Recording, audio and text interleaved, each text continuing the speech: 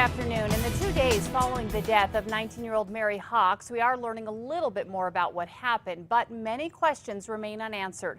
News 13's Cole Miller is live in the Newsplex with details. Kim, here's what we learned today. Police Chief Gordon Eden says a handgun was found next to Hawks' body at the scene near Wyoming and Zuni. On Monday, he said Hawks pointed a gun at Officer Jeremy Deere, who pulled the trigger, but says they were unable to recover any video from his lapel camera to show it. We have sent the system to the manufacturer for a technical and forensic analysis. Eden couldn't say if Officer Deere didn't turn his camera on or if he did and it malfunctioned. He also says it's unclear how long it will take for the manufacturer to figure that out and retrieve the video if it was a malfunction. And Eden showed a photo of the handgun he says was found near Hawks' body, a .32 caliber semi-automatic. Now, this all began early Monday morning when police say they spotted Hawks in a stolen pickup. Eden says she eventually ditched the truck and officers caught up with her again at a trailer park near Wyoming and Zuni.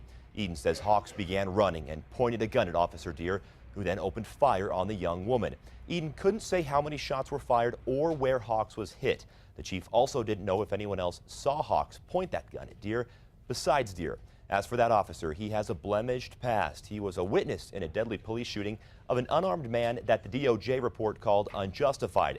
In a lawsuit against the city over that shooting that cost APD 900 grand, Deere kept changing his story about what he saw. We asked Eden about Officer Deere's history with the department.